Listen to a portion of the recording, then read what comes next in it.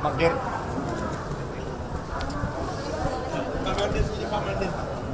Ya. Ya. Baik, teman-teman, rekan-rekan pers. Jadi tadi dari tampilan saksi ahli yang kedua, hal yang sangat mengejutkan bagi saya adalah ketika ditampilkan metadata terkait dengan penggeledahan rumah saya yang saat itu sangat heboh, berkoper-koper, dan dikatakan ada barang bukti. Itu ternyata adalah flash disk cam, dan isinya itu adalah dari metadata dokumen tahun 79 dan kemudian telah diedit pada tanggal 10 Juni 2012, sehingga berbeda dengan kehebohan yang nampak di dalam penggeledahan saat itu. Kemudian yang kedua juga dari data rekaman percakapan antara saudara Harun Masiku dan Nur Hasan, di mana dari rekaman itu menjadi salah satu dakwaan terhadap obstruction of justice. Ternyata metadatanya adalah pada tanggal 5 Januari tahun 2020, sementara kejadiannya di dalam surat dakwaan itu tanggal 8 Januari 2020. Dan di luar itu juga banyak dokumen-dokumen yang ternyata telah diambil itu sebelum keluar surat perintah penyelidikan, di mana sprindidik itu baru dikeluarkan pada tanggal 20 Desember tahun 2019. Sehingga ini tentu saja menimbulkan bahwa berbagai upaya daur ulang kasus yang dipaksakan, ini fakta-faktanya semakin kuat.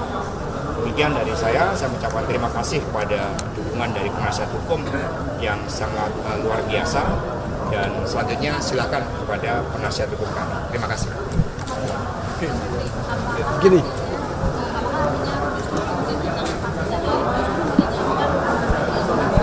ya jadi begini, kalau kita mulai, saya mulai dari pagi ya.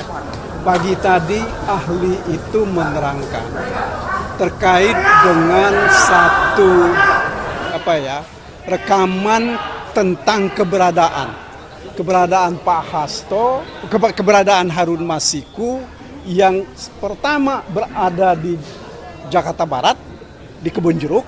Kemudian yang kedua dalam waktu 1 detik atau 1 menit itu 1 detik dia kemudian berada di Sarinah, bukan di Sarinah, di Tanah Abang.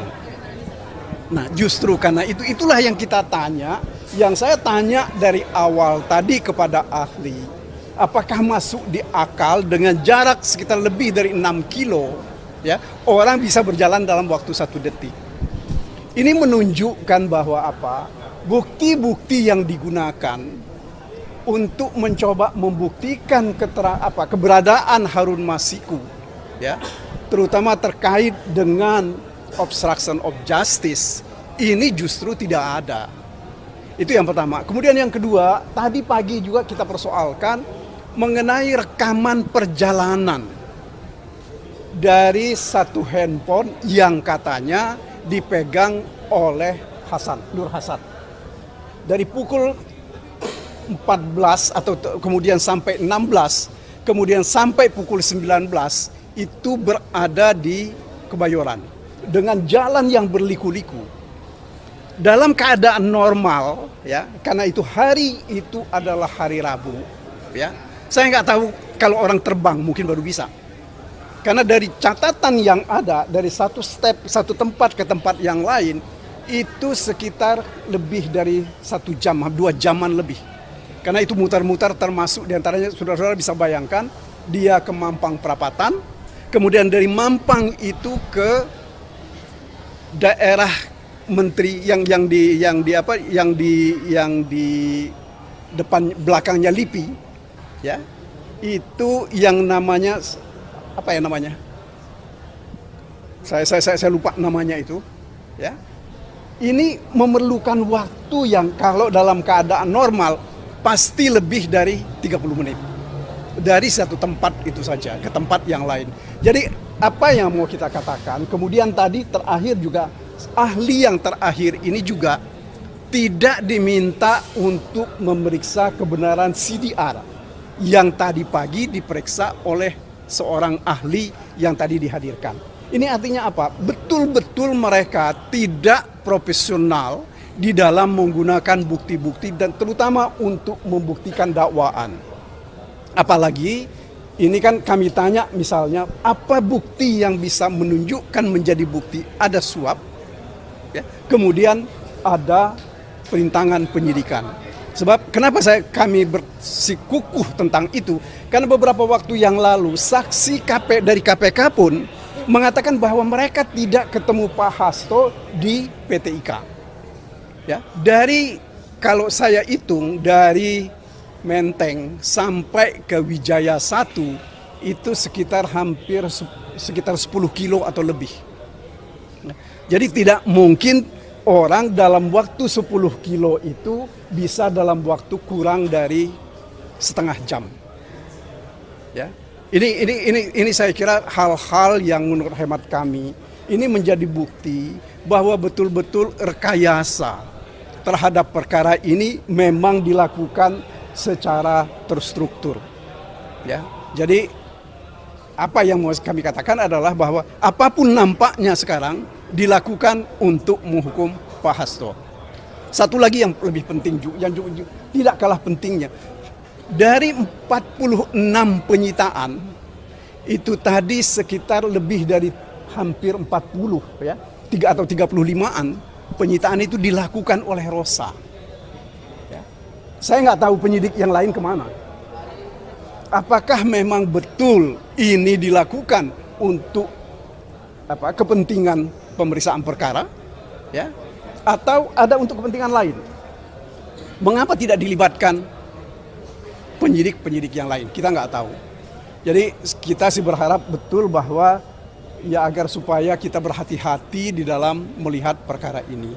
Kami tidak mau, seperti berkali-kali saya sampaikan, kita tidak mau ada politisasi untuk merusak harkat dan martabat orang, terutama Pak Hasto ini. Saya kira itu yang bisa saya sampaikan. Terima kasih. Tambahan sedikit mungkin ya. Jadi biar lengkap saya mulai dari pagi. Ada persoalan serius tentang keakuratan penggunaan data dan bukti. Padahal dalam proses pidana harusnya bukan sekedar akurat yang dibutuhkan, tetapi meyakinkan. Bukti itu harus lebih terang dari cahaya. Harusnya seperti itu kalau dalam proses pidana. Nah, dari tadi pagi kita melihat justru tingkat akurasinya itu yang sangat rendah. Kenapa saya bilang tingkat akurasinya rendah?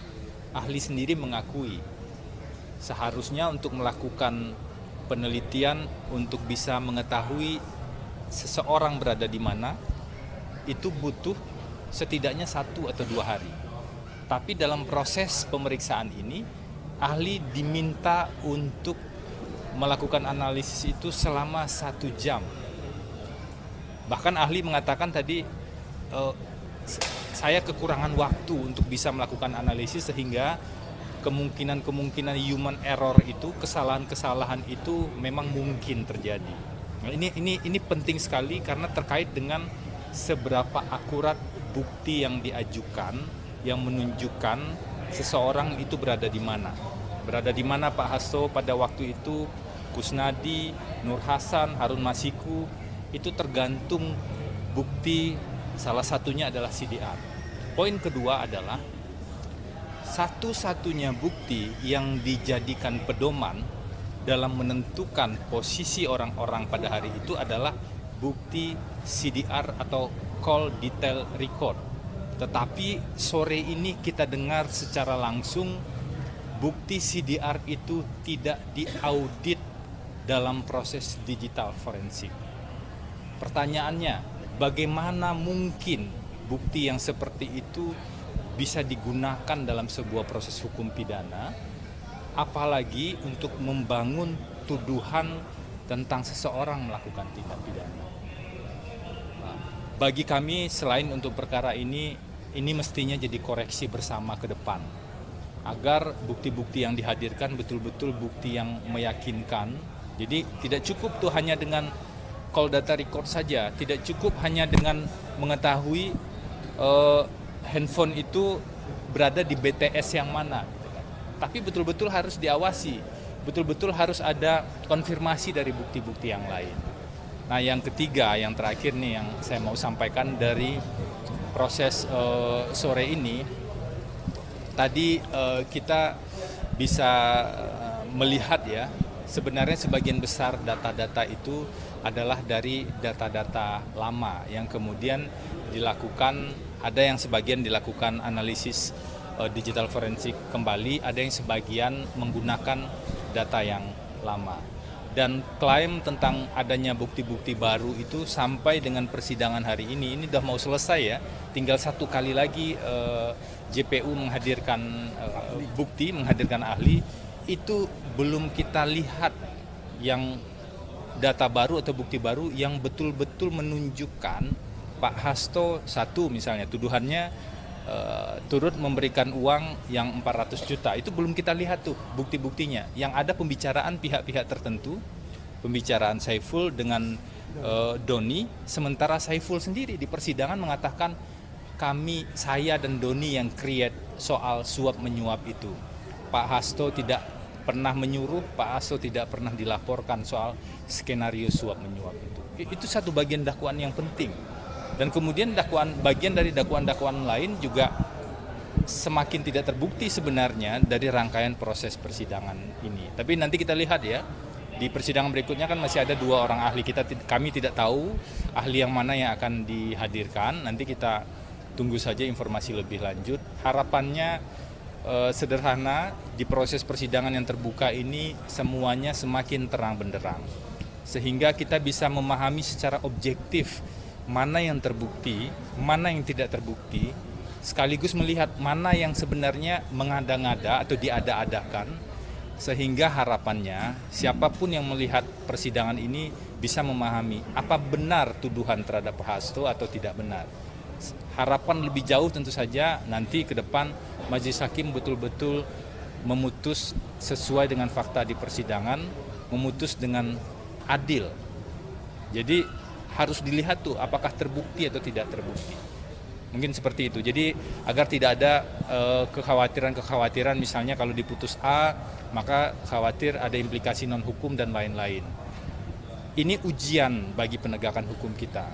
Jangan sampai ada aspek-aspek non hukum yang kemudian berkelindan mempengaruhi sebuah proses hukum. Mari kita kawal bersama-sama karena sidangnya terbuka. Kita lihat bukti-buktinya secara objektif. Itu ajakan kami dari tim penasihat hukum. Artinya Anda mengatakan bahwa ada kesan kasus ini dipaksakan dengan tidak akurat dari bukti dan kemudian banyak membilang buktinya tidak meyakinkan. Yang bisa saya uraikan sampai dengan hari ini ada persoalan serius terhadap akurasi bukti. Salah satunya tentu yang diuji tadi pagi kan soal analisis posisi ya tentang call detail record.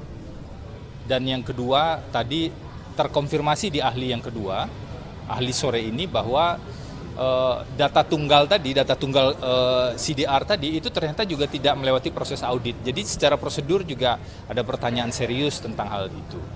Dan banyak catatan lain kan sebenarnya yang sudah kami sampaikan dari rangkaian persidangan demi persidangan. Mungkin itu dulu ya. Terima kasih.